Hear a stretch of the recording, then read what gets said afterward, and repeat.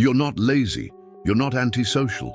You're someone who carries a soul tired of acting. The world screams at you to go out, smile, mingle, but every time you obey, you feel like you're betraying yourself. Carl Jung already knew. When the self calls for silence, to ignore that call is to become ill inside. If you prefer to stay home, it's not weakness. It's a sign that your shadow is crying out for attention, that your individuation began in silence. No one will spare you here. If this tears you apart inside, subscribe now, because this channel doesn't exist to massage your ego, but to tear away the masks of your persona and reveal the truth the world fears. Today, I'll reveal 6 brutal truths about those who don't like to go out, and perhaps you'll discover that what the world calls isolation is, in fact, spirituality in its purest form. Have you ever noticed how, amidst the noise of the world, there's a secret impulse within you that calls for silence? It's not laziness, it's not pathological isolation, it's not an inability to deal with people. It's something deeper, almost as if your soul is begging to return to the place where it truly breathes. Carl Jung already intuited this. There are times when the self tires of so much noise and needs home as a refuge, a temple. But the modern world labels this need for retreat as a defect, a flaw, a weakness. The persona you wear outwardly is expected to smile, to be available, to be everywhere at once. But deep down, something screams at you to step away, close the door, turn off the light, and listen only to the whisper of the unconscious. Have you ever felt this urge to disappear for a moment? This call is not an escape. It is a return to yourself. And the more you ignore it, the sicker your shadow becomes. The heavier the mask of the persona becomes, the further you feel from your own essence. This call to silence isn't a whim, it's a diagnosis of the soul. You realize it when, even surrounded by people, you feel emptiness. When, even at parties, you experience a weariness that's not physical, but spiritual. The unconscious sends signals, a sudden irritation in crowded environments, the fatigue that arises in superficial conversations, the desire to be at home when everyone wants you to be somewhere else. And if you've ever tried to silence this call, you know the consequences: anxiety, breakdowns, an exhaustion that no amount of coffee can cure. True spirituality requires listening, and silence is the first language of the self. When you heed this call, you realize that your home is not just a physical space, but a psychic mirror. Every corner becomes an extension of your soul. Every object holds a piece of the unconscious that you've let escape into the world. That's why, when you close the door, it's not just you who enters your home. It's your entire shadow that finally breathes. But be careful. The silence that calls you also tests you. It wants to know if you can sustain solitude without numbing yourself with distractions. How many times have you come home and, instead of listening to yourself, turned on the television, opened your cell phone, searched for any noise that might imitate company? This is not Jung's silence. This is the counterfeit silence that masks emptiness. The true calling requires courage, sitting in your own room as if entering a temple, facing the shadow unfiltered, letting the projections of others dissolve so that the self begins to speak. Try this in a practical way. Turn everything off for an hour. Sit alone with yourself. Observe your thoughts as if watching clouds move. Write down what arises, even if it hurts, even if it seems incoherent. This is the exercise of the soul that rejects the persona. And in that moment, you will feel that silence is not the absence of life, but the beginning of a life that pulses from within. And it is precisely there that another truth begins to emerge, one that Jung called inner energy. Carl Jung explained something almost no one dares to acknowledge. Psychic energy, libido, doesn't flow the same way in everyone.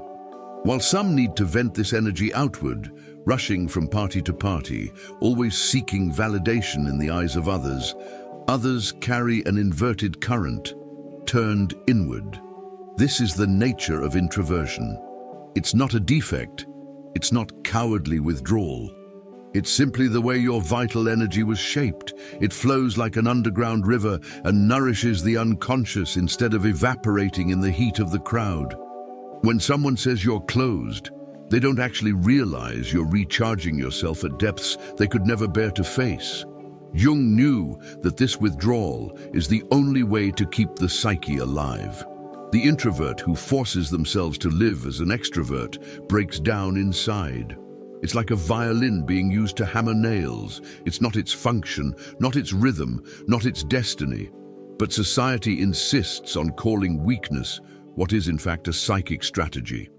The introvert doesn't run away from people.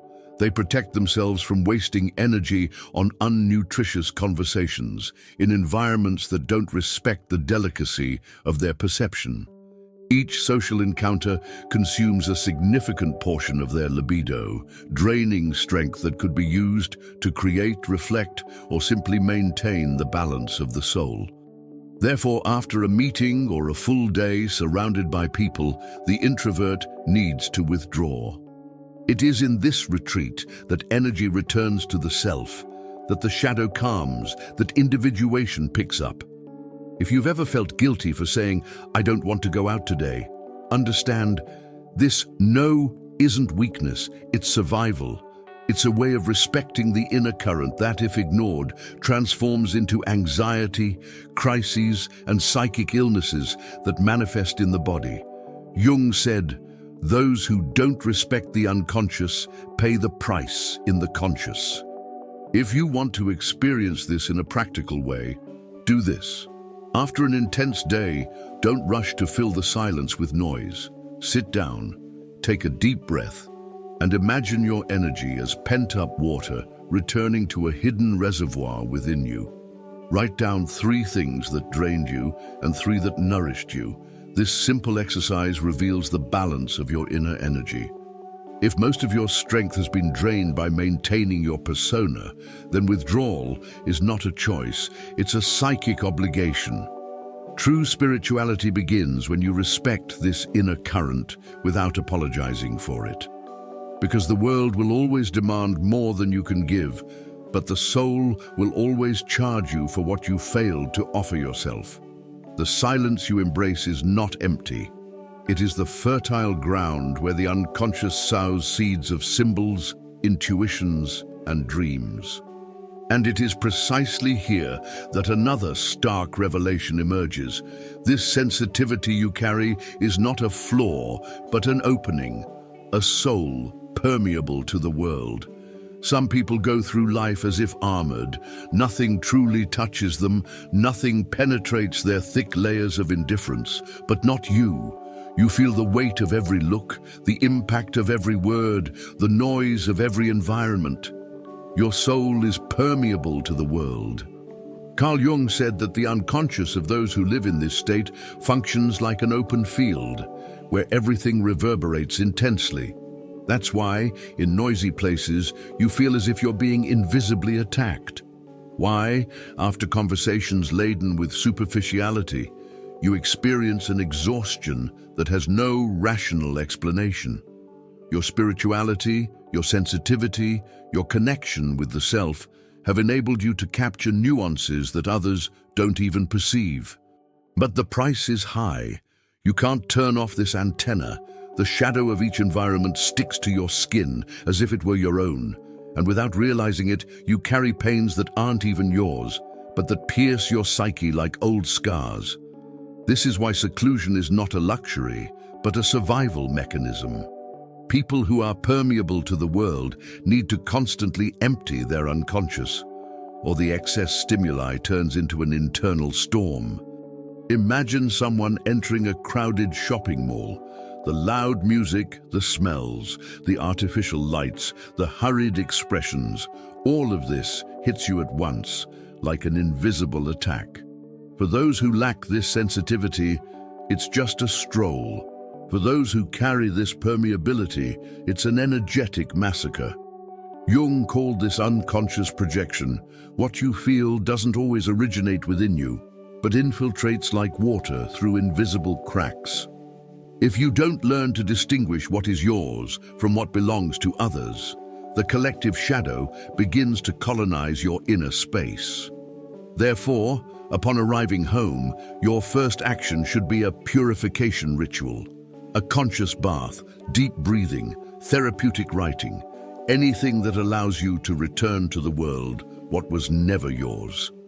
This permeability is also a gift if you know how to cultivate it, because it gives you access to the invisible, to the subtle vibrations that most people disregard.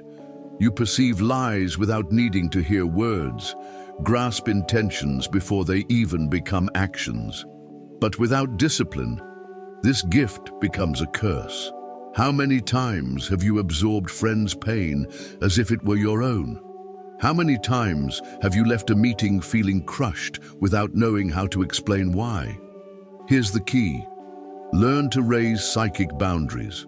It's not about shutting yourself off, but about recognizing that you are not a repository of other people's shadows. A simple practice. Visualize a sphere of light around you, not as a fantasy, but as a psychic decision to protect yourself. This symbolic image reprograms the unconscious, strengthening your persona so that it doesn't crumble under the pressure of the world. And yet, even with this protection, you will notice the weight of the social of functions we don't master continues to press like an inevitable tide. Carl Jung said that each of us has a lower psychic function, that less developed part that drags like a shadow over our lives. For many introverts, this function emerges when they need to expose themselves socially. Suddenly, the body becomes rigid, words stall, energy drains, as if the mere presence of people were a battlefield. It's not just shyness. It's the unconscious taking a toll. You're trying to operate outside your natural axis. While some seem to swim naturally in groups, you feel as if every encounter is a plunge into icy waters.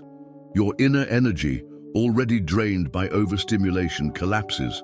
The persona, the social mask necessary for survival, weighs tons, and the more you try to please, the further away you become from the self. It's as if you're on a makeshift stage, acting a role you've never rehearsed. This weight isn't an invention. It's proof that your lower function is in control. The social world demands skills that aren't always inherent to you.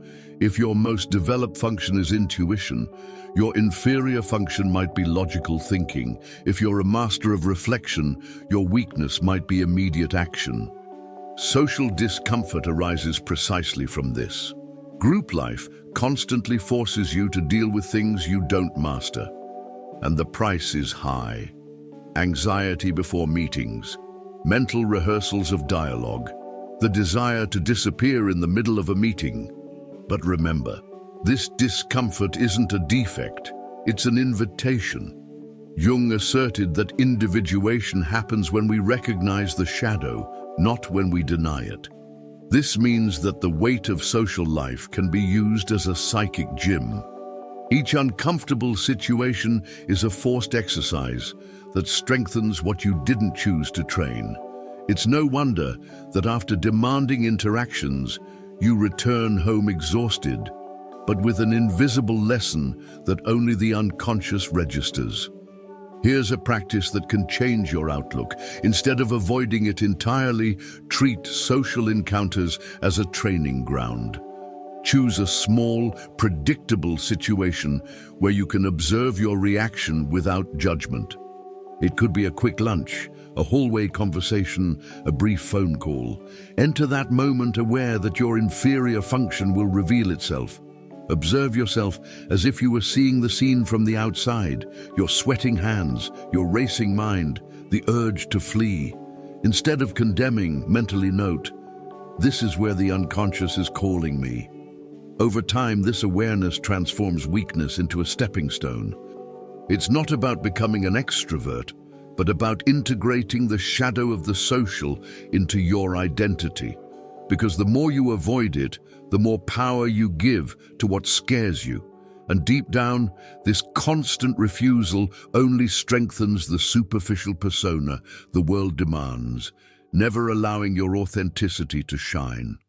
And it is precisely this refusal of the superficial that leads to the next point on the journey, the desire for authenticity.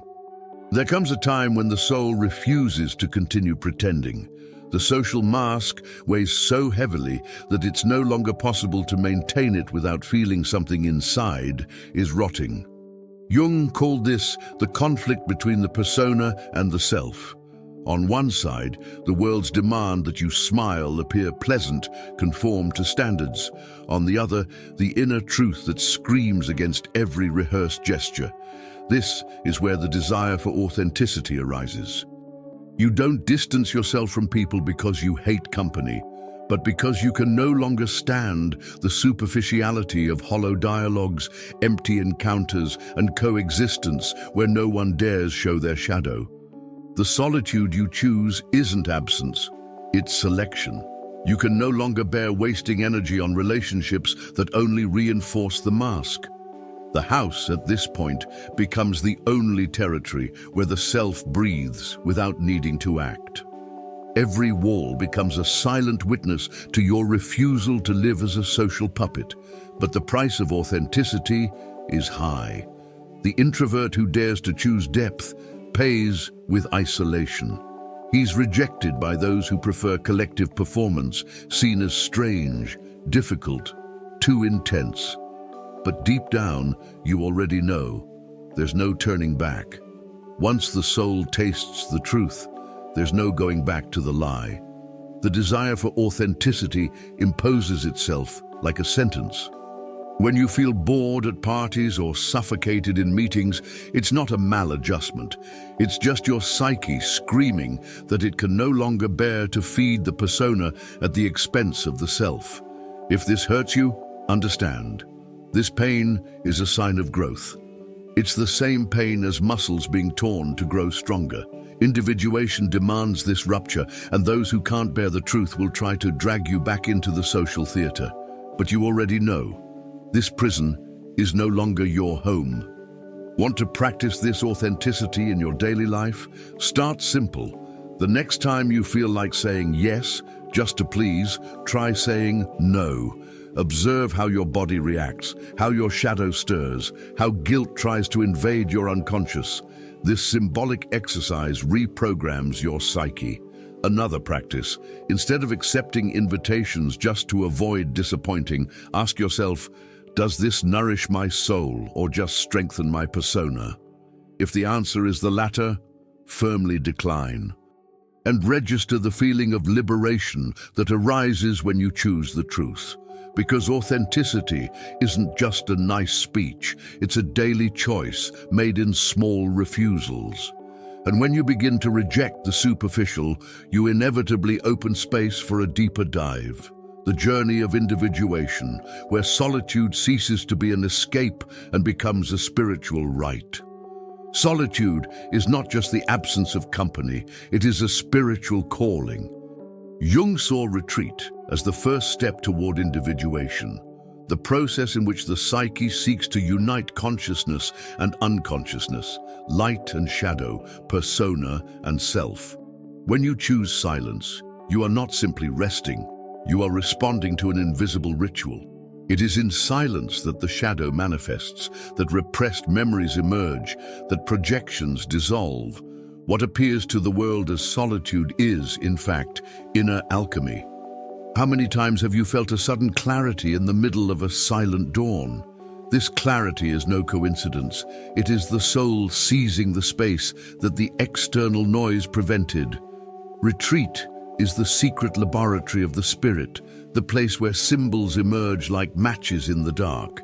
This is why many spiritual traditions, from desert monks to Eastern meditation, have always pointed to silence as a portal. Individuation requires courage because it's not pleasant. In silence, you encounter what you fear most: your vices, your wounds, your traumas, your own shadow. And anyone who thinks spirituality is only light is mistaken. Jung made it clear that no one reaches the self without crossing the darkness. Retreat is the arena where you face these ghosts, not as enemies, but as disowned parts of your soul. By allowing yourself to be alone, you realize that you are not only a victim of the unconscious, but also an accomplice to everything you've refused to see. And here's the hard part. Without this crossing, there is no true growth. You can accumulate titles, followers, possessions, but you will remain empty if you don't have the courage to look within. Silence tears away the fantasy of the persona, forces the mask to fall, and forces you to see yourself as you truly are. This is the price of individuation, losing the comfort of lies to embrace the pain of truth. Want to make this journey practical? Try setting aside weekly moments of absolute silence, without distractions, without screens, just you and the echo of your own mind. Keep a notebook nearby and write down everything that comes to you, dreams, images, random phrases, symbols. This simple writing ritual is an exercise in individuation, as it gives voice to the unconscious that you normally silence. Another practice? Choose to face one small fear at a time, not as an external challenge, but as an internal integration. If your shadow is repressed anger, try to acknowledge it instead of denying it. If it's guilt, dialogue with it instead of running away, because each disowned part you embrace brings the self closer to unity. Individuation is not a destination, but a living process that requires constant retreat. And while this retreat can heal, it can also wound, because the same silence that is a sanctuary can become a prison when one fails to recognize its limits. This is where the shadow of refuge emerges. The same place that heals can imprison. The home, once a temple of the self, can slowly become a cell of the shadow. Jung knew that everything that is light also carries its opposite. Retreat, when it becomes escape, ceases to be spirituality and becomes an invisible prison. You begin by choosing silence as a refuge, but one day you realize you can no longer leave even when you'd like. The outside world, once merely tiring, now becomes a threat. Social life, once merely a burden, now seems impossible. You no longer rest in isolation, you hide. This is the point at which refuge becomes corrupted. The shadow seizes silence and transforms it into stagnation. And the more you feed this bubble, the further away you become from individuation. Because the self doesn't ask for cowardice, it asks for courage. And courage sometimes is opening the door of your own house and facing the cold outside, even while trembling inside. The danger of excessive isolation is that it begins subtly. First, you decline an invitation because you're tired. Then another because it doesn't see the point. Suddenly, you realize the days have turned into weeks, and your soul has grown accustomed to the absence of the world. But here lies the trap. The unconscious doesn't distinguish refuge from prison. The body begins to give signs, increased anxiety in social situations, a racing heart just thinking about going out, fantasies of failure before even trying. This is the shadow using withdrawal against you. Jung taught that the shadow isn't eliminated but integrated. This means the danger isn't in staying home, but in failing to realize when home has ceased to be a choice and become a psychic obligation. When withdrawal is a free decision, it strengthens the self. When it's a compulsion, it feeds the shadow. Want to know if your refuge is already becoming a prison? Ask yourself, do I choose to stay, or am I incapable of leaving? This simple difference reveals everything. If you feel panic at the thought of interaction, it's no longer protection, it's imprisonment. And here's the hardest part. No one will open the door for you. The process of individuation requires you to recognize the limit, to step outside even with your heart on fire. Try small steps, a short walk, a quick coffee, a brief conversation. Not as a social obligation, but as psychic training. The unconscious needs to be reminded that the world is not an enemy. Otherwise, the shadow of the refuge grows until it swallows the very authenticity you sought to protect. And it is on this razor's edge, between sanctuary and prison, that another dimension begins to reveal itself. The inner universe as a true temple. When Jung spoke of the unconscious, he wasn't referring to a psychic garbage dump, but to a sacred territory. Within you lies a symbolic, pulsating universe that can only be accessed when the external noise is silenced. It is in this inner space that dreams, archetypes, and the images that shape your life live without you even realizing it. But most people shy away from this encounter. They prefer distraction, rushing, and superficiality. But the introvert, the one who refuses to live in the persona, finds solitude as the key to this secret temple. Each time you choose to retreat, you're not just resting. You're entering an invisible cathedral. Your thoughts become stained glass windows. Your shadows are projected like ancient sculptures. The self appears as a silent altar. This temple needs no religion because it is living spirituality. And the home, when chosen as a conscious refuge, becomes the gateway to this psychic liturgy. In silence, symbols begin to reveal themselves. A seemingly banal dream image can carry the weight of a lifetime. A phrase that emerges out of nowhere while writing can be the voice of the unconscious. Jung said that creativity is born from this internal dialogue. When you transform your inner universe into a temple, each insight is treated as a revelation, each intuition as an oracle, each sensation as a message. But this requires respect. There's no point in entering this space in a rush or anxious about results. It requires spiritual discipline. Try creating simple rituals, lighting a candle before writing, playing soft music before meditating, setting aside a corner of the house just for this deep dive. These symbolic gestures teach the unconscious that you are ready to listen to it. And over time, this inner temple begins to expand. You notice that creativity flows more easily, that your decisions are more aligned, that the shadow no longer dominates in silence. But here's the hard part. If you don't cultivate this temple, the unconscious creates ways to forcibly invade your life. Emotional crises, unexpected outbursts, unexplained physical symptoms, all these are manifestations of a neglected inner universe. True spirituality isn't escape, it's dialogue. And the introvert has the advantage of carrying within themselves a natural disposition for this encounter. That's why you feel, even without explaining it, that your home can be more fertile than any party. Because it's there that your inner temple flourishes, if you have the courage to face the symbols it holds. Deep down, you already know. This universe isn't an illusion, it's a creative force. It's where poetry, art, clarity, and courage are born. But it's also where the risk of losing oneself in one's own inner world lurks.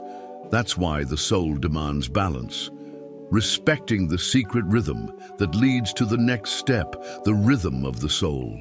The world screams, hurry. Everything needs to be immediate, swift, productive. But the soul doesn't dance to the beat of the clock. It has its own rhythm, slow, deep, sometimes almost imperceptible. Jung said that individuation doesn't follow schedules. It's a silent flowering that happens at the right time. But you've been conditioned to believe you're late. You look at others, compare your achievements, feel ashamed of not living up to collective expectations. But the self is in no hurry. It blooms underground, like a seed that cracks the earth in the dark before showing its first leaf. Respecting the rhythm of the soul is resisting the violence of haste. It's accepting that some silences last longer than you'd like, that some answers will only come after endless nights. It's hard, I know, but it's in this secret rhythm that the unconscious prepares the transformation that no shortcut could accelerate. When you try to force the soul's rhythm, the result is collapse, anxiety, frustration, a constant feeling of inadequacy. It's like trying to force a child to run before they learn to walk. Spirituality isn't a 100-meter dash, it's crossing a desert. And each step must be taken at the pace your psyche can handle. This doesn't mean complacency, it means maturity, recognizing that the soul's time is not society's time. Want a practical example? While the world demands that you produce more, perhaps your soul is simply asking for a quiet walk, a leisurely journal entry, a deep reading of Jung instead of another superficial distraction. This is the kind of nourishment that respects the soul's rhythm. But how many times have you sacrificed this to fit into agendas that weren't yours? This silent betrayal is costly. It dries up the root of individuation before the flower even appears. Respecting the rhythm of the soul also means learning to say no to others' haste. It's accepting that you don't need to respond to messages immediately. You don't need to attend every event. You don't need to prove anything to maintain your psychic dignity. The self demands space, patience, and silence. And each time you give in to external pressure, you reinforce the persona and suffocate the unconscious. But each time you honor your inner rhythm, even if it hurts, the soul secretly smiles. That's why you often feel peace in saying no, even when the whole world accuses you of selfishness. This isn't selfishness, it's respect. Respect for the rhythm that will shape your individuation. And when you begin to live within this unique rhythm, you inevitably approach the most profound stage of all, the return to the self, where the authenticity of retreat ceases to be merely a personal choice and becomes a silent light that inspires the world. After so many twists and turns, the inevitable point arrives, the return to the self. Jung said that every spiritual path is at its core a return home, not to the physical home, but to the inner essence. The retreat that once seemed like an escape now reveals itself as a true right. You understand that you were not born to please everyone, not born to sustain your persona until the end of your life, not born to carry the shadows of others. You were born to be whole. The self is this wholeness, the union between light and shadow, conscious and unconscious, spirituality and flesh. When you return to it, you realize that solitude is not exile, but an altar. Your home ceases to be a hiding place and becomes a silent beacon. Each time you honor this calling, your authenticity radiates, even effortlessly. And this light, however discreet, inspires those who cross your path, not because you try to convince, but because you are. Returning to the self doesn't mean abandoning the world, but facing it with solid inner roots. This is where retreat reveals its true function. It's not an escape, it's a training. The silence you've cultivated becomes a sword. The shadow you've integrated becomes wisdom. The spirituality you've experienced manifests itself in presence. When Jung spoke of individuation, this was it. Becoming who you already were, but lacked the courage to be.